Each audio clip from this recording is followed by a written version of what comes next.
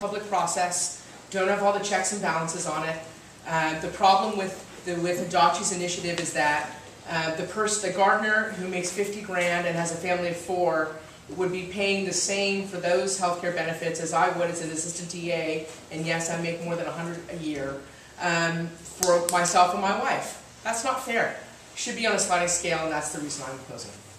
Thank you. Bill. I do not support it. I think it's full of loopholes. I think it's filled with, he could have done much better, put it that way. It's just, again, easy governance. He did low-hanging fruit. He didn't think it through on the health care and all the health care for the families, the kids of all the families, the employees. I am not in support of it at all. Raphael.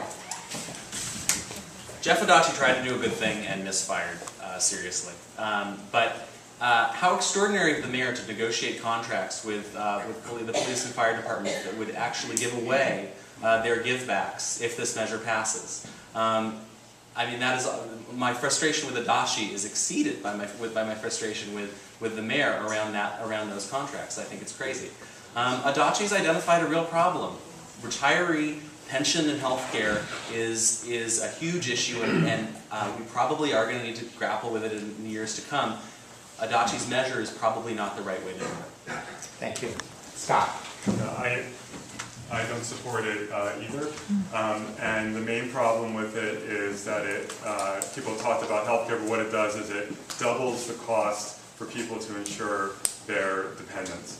And for especially lower paid city workers to say, if you want your kids to be insured under your policy, we're going to double the price to you, that's just not a good idea, and it's taking us in the wrong direction.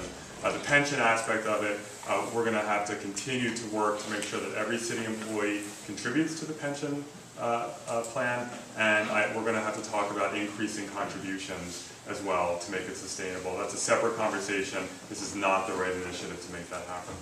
Okay, thank you. One more question and a minute for this. What do you think about neighborhood schools, and then also what role should the Board of Supervisors play with the San Francisco Unified School District? So if you could try to address both of those questions. 1 minute, and Raphael will be first. 1 minute. 1 minute. I think that the clear advantages of neighborhood schools are having parents who can play a role, and easily play a role in their children's education. And there have been, there's examples throughout District 8 of schools that are benefiting from parental involvement. And so as the new lottery system moves closer to neighborhood schools, we hope there will be an increase in that kind of involvement. And I hope that it doesn't come at the cost of leaving more kids in poorer neighborhoods not getting taken care of. I think the school board has tried to weigh that balance, and I hope it works. In terms of what the City Hall should be doing about the schools, I think Tom Amiano set the standard with Proposition H. We're going to need to reauthorize that in 2014, and I will fight strongly for that. But we also need to take care of kids generally in the city, because the state of kids generally affects our schools. And so I think it's really important that as we reform budgets, for example, for new budget processes, that we protect the Children's Fund. Thank you. Scott. The school assignment system is one of the things that drives families out of the city. And I'm glad that the school board adopted a reform.